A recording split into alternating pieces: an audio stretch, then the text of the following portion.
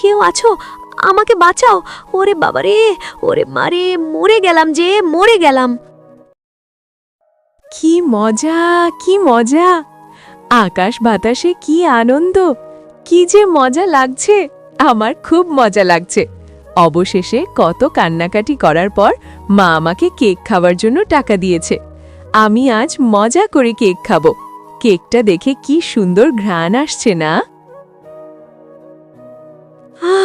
কি শেকড়ের বাচ্চা! আমি শেকড়ের জন্য হুচট খেয়ে পড়ে গেলাম, আর আমার কেকটা হাত থেকে পড়ে গিয়ে নষ্ট হয়ে গেল। কত কষ্ট করে আমি কেকটা কিনলাম, এখন আমি কেকটা খেতেও পারলাম না। আহারে, আমার শেকড় হোঁচট খেয়ে পড়ে গিয়ে মেয়েটার কেকটা নষ্ট হয়ে গেল। আমার শেকড়গুলোও না হয়েছে বাপু, একদম কথা শোনে না, চারদিকে ছড়িয়ে ছিটিয়ে থাকে।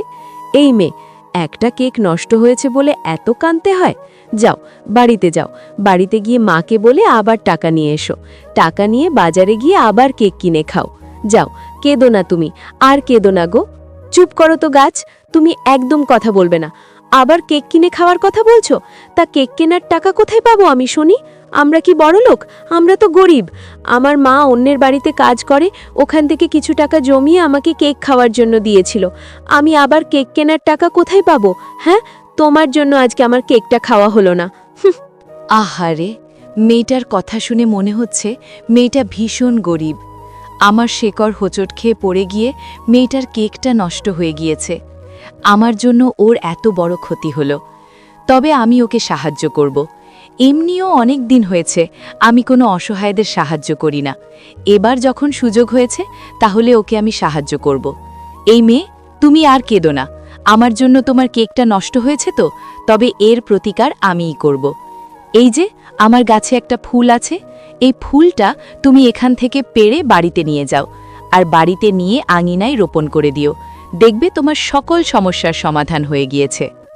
ঠিক আছে, তুমি যেহেতু এত করে বলছো, এই ফুলটা আমি তোমার গাছ থেকে পেড়ে নেব আর বাড়ির আঙিনায় রোপণ করে দেব। যাও। এরপর টয়া সেই ফুলটা হাতে নিয়ে তাদের বাড়ির উদ্দেশ্যে রওনা দেয়, আর সে বাড়ির আঙিনায় মাটি খুঁড়তে থাকে। কি রে টয়া, এভাবে বাড়ির আঙিনায় মাটি খুঁড়ছিস কেন? আর তোর পাশে ওইটা কিসের ফুল? ফুলটা থেকে কেমন যেন ঝাঁঝালো গন্ধ বেরোচ্ছে। কোথা থেকে আনলি রে এই ফুল? টয়া, ওমা মা, তোমাকে তো আমি ফুলটার কথা বলতেই ভুলে গিয়েছি। এরপর টয়া তার মাকে সমস্ত ঘটনা খুলে বলে। সব শুনে তার মা বলে, কি বললি টয়া? এই ফুলটা থেকে নাকি গাছ হবে, আবার সেই গাছে নাকি কেকও ধরবে? তোর মাথাটা একদম নষ্ট হয়ে গিয়েছে। এসব আজগুবি কথা বাদ দিয়ে ঘরে যা, ঘরে গিয়ে পড়তে বস। আমি এখন পুকুর থেকে পানি আনতে যাচ্ছি। মা, ও মা, দেখেছো কি হয়েছে? দেখো, আমাদের উঠোনে কত বড় একটা কেকের গাছ রয়েছে, আর গাছে কত রকমের কেক ধরা রয়েছে। আমি এখন থেকে মজা করে কেক খাবো। কি মজা, কি মজা! খবরদার বলছি টয়া, এই গাছের একটা কেকও তুই ধরবি না। কোনো না কোনো গাছ তোকে একটা ফুল দিয়েছে, সেই ফুল থেকে নাকি আবার কেকের গাছ হয়েছে। এরকম কথা আমি কখনো শুনিনি। আমাকে নিয়ে চল তো সেই গাছের কাছে, যে গাছ তোকে সেই জাদুর ফুলটা দিয়েছিল।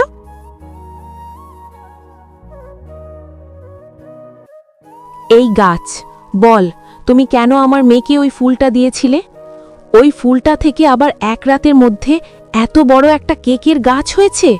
কোনো খারাপ কিছুর উদ্দেশ্যে আমার মেয়েটাকে ফাঁসাতে চাও না তো তুমি? নিশ্চয়ই ওই গাছে ধরা কেকে বিষ আছে, যেটা খেলে আমাদের মা ও মেয়ের ক্ষতি হবে। কেন ওই ফুলটা দিয়েছিলে তুমি বলো তো? না গো, তুমি আমাকে ভুল বুঝছো। আমার কোনো খারাপ উদ্দেশ্য নেই।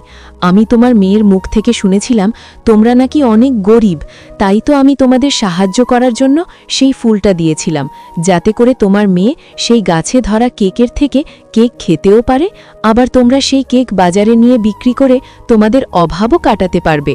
আমার কোনো খারাপ উদ্দেশ্য নেই, বিশ্বাস করো। সত্যি বলছো গাছ, তুমি তুমি আমাদের সাহায্য করার জন্য সেই ফুলটা দিয়েছিলে? তবে ঠিক আছে, এই গাছে ধরা কেক এখন থেকে আমরা খাবো এবং বাজারে নিয়েও বিক্রি করে আমাদের সংসারের অভাব শেষ করব। তবে হ্যাঁ, একটা কথা মনে রেখো, ওই গাছে ধরা কেকগুলো তোমরা খাবে ও বিক্রি করবে, কিন্তু রাতের কেকগুলো ভুলেও ছুঁবেও না এবং খাবেও না, বুঝেছো? যাও, এবার বাড়িতে চলে যাও। মা, গাছে ধরা কেকগুলো দেখতে কত সুন্দর, কত লোভনীয় মনে হচ্ছে। মনে হয় বাজারে নিয়ে গেলে এই গাছে ধরা কেক সবাই কিনে নিবে।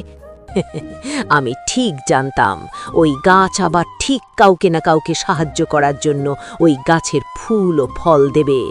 একদিন ওই গাছের অনেকগুলো ফল খেয়ে গাছটাকে আমি নষ্ট করেছিলাম বলে গাছটা আমাকে অনেক অপমান করে সেখান থেকে তাড়িয়ে দিয়েছিল।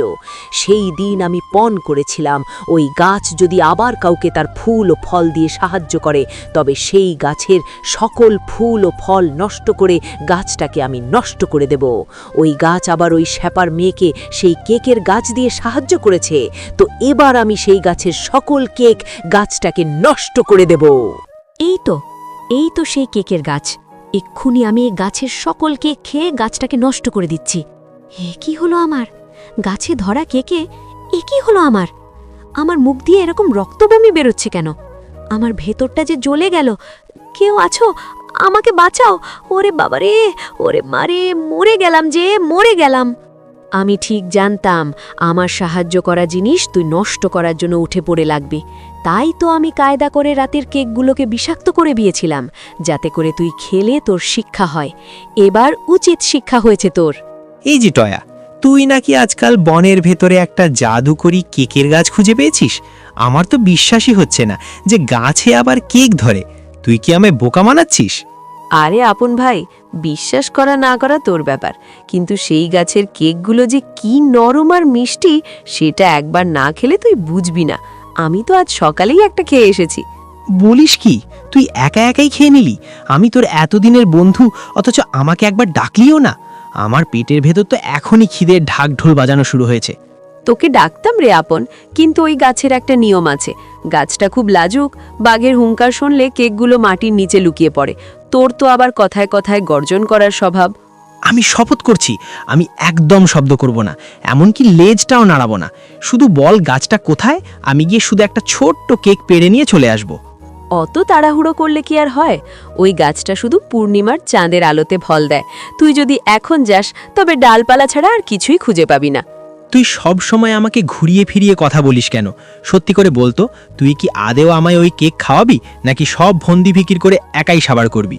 শোন আকন ভাই, আমি হলাম গিয়ে বনের সবচেয়ে দয়ালু শিয়াল। তোর মতো বন্ধুকে কি আমি না খাইয়ে রাখতে পারি? কিন্তু গাছটা যে এখন ঘুমাচ্ছে, তাকে জাগালে সে খুব চটে যাবে। আচ্ছা ঠিক আছে, আমি না হয় ধৈর্য ধরলাম, কিন্তু আমাকে কথা দে, তুই কখন আমাকে ওই গাছের স্বাদ দিবি? আমার কিন্তু তর সইছে না আর একদম। তুই যখন এতই অনুরোধ করছিস তাহলে শোন, আমি তোকে নিরাশ করব না। আপন ভাই, আমি কথা দিচ্ছি আগামীকাল তোর জন্য কেক নিয়ে আসব, একদম টাটকা আর ক্রিম ভরা কেক। সত্যি বলছিস? ওরে বাবা, তাহলে তো আজ রাতে খুশিতে আমার ঘুমই হবে না। কাল সকালেই কিন্তু আমি এই জায়গাটায় তোর জন্য অপেক্ষা করব।